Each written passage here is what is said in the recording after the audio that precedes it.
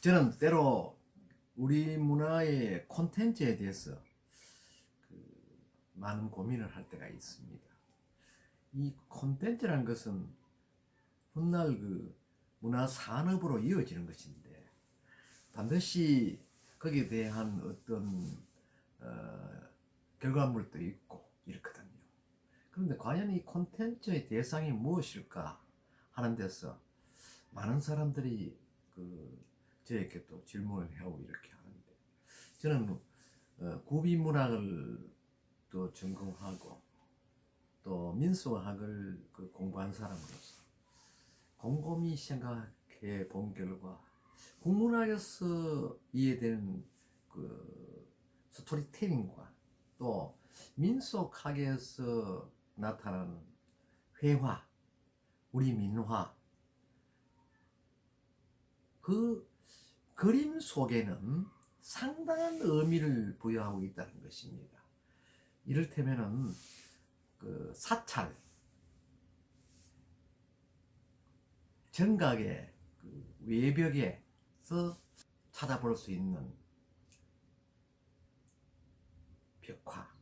이 벽화는 얼핏 보았을 때는 그림이라 그렇게 이해할 수 있지만 사실은 하나하나 살펴보면은 모두 스토리가 있는 것입니다. 예를 들어 말씀드리면은 시무도와 같은 경우는 소를 몰고 산에 가서 소를 먹이다가 동자가 소를 잃어버렸다. 다시 만나 보니까 소가 벌써 해탈을 했더라 하는 그런 거. 그리고 서가모니 부처님의 팔상도를 살펴보면 탄생에서부터 덕도해가 열반할 때까지의 그 과정을 이야기가 아닌 벽화를 통해서 스토리텔링화 하였다는 것입니다. 그러니까 그림에도 이야기가 있다는 것이죠. 그림의 생명력은 곧 그 속에 들은 내용을 이야기로 표현할 수 있다는 것이죠. 그런 측면에서 보면은 특히 여러 개의 벽화들이, 또 여러 종류의 벽화들이 의미하는 부분은 상당하다 이렇게 생각할 수가 있는 것입니다. 그래서 저는 요 근래 우문사와 제가 살고 있는 경북 경산 지역의 사찰 몇 곳을 찾아가 보면서 사찰 외벽에 그려져 있는 벽화를 꼼꼼히 살펴보았습니다. 결과는 모두가 그림이라기보다는 어떤 인간의 내면의 세계에서 보면 모두가 그 자체가 그림이기 이전에 우리가 이해하는 글이요 말이라는 것입니다. 이른바 그 그림 속에 내포된 것은 바로 스토리텔링이었다는 것입니다. 그래서 이 스토리텔링도 그 산업화, 문화산업화의 어떤 재원으로 충분히 가능하다 하는 것을 느끼게 된 것이죠. 그래서 오늘은 사찰 벽화 속의 이야기들을 간략하게 살펴보면서 이를 활용할 수 있는 방안은 없나 생각해 보는 시간을 갖도록 하겠습니다.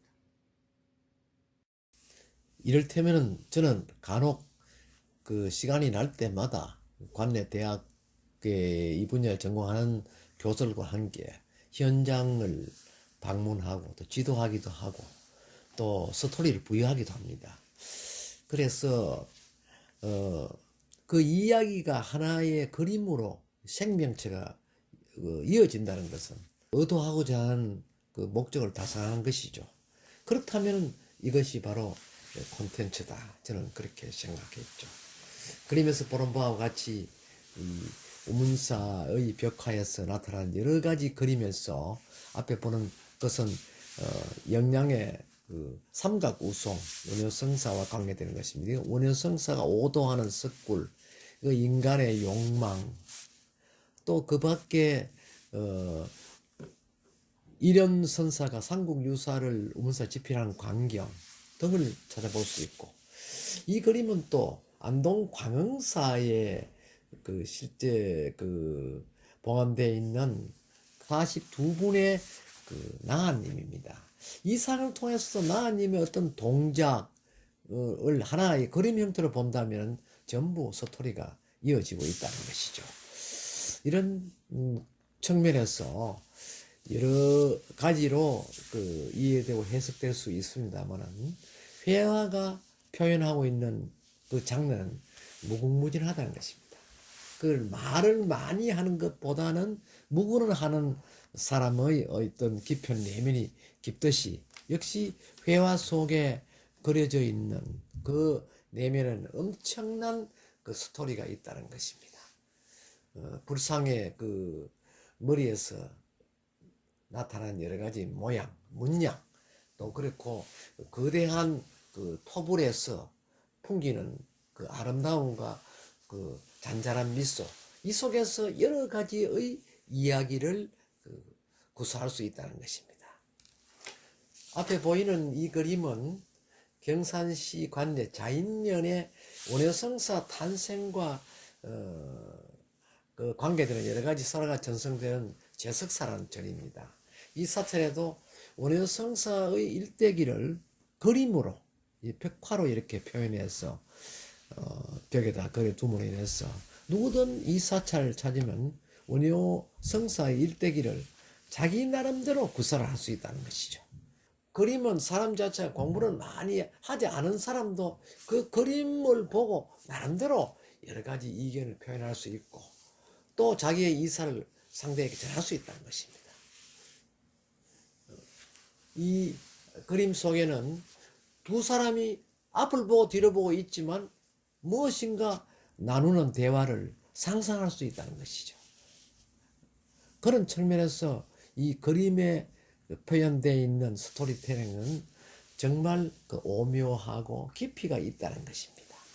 이 그림에서도 그 원효성사가 군사 자문하는 장면인데 이 자문도 누가 봐도 자문하는 형상이다 이렇게 이야기할 수 있고 또 설총 선생이 수학하는 장면, 설총 선생의 얼굴 표정에서 여러 가지 생각할 수 있다는 것입니다. 이것은 신라 원성왕 때 있는 그 삼국 유사 기록으로 구국 신을 잃어버리고 다시 되찾는 그런 장면을 관내 하양 포교당에 재현해 둔 것입니다. 포교당은 당시 객사로 활용했던 곳인데 신라 때부터 그 자리가 있었다고 전하고 있습니다. 우문사의 벽화 역시 같은 의미를 가지고 있죠.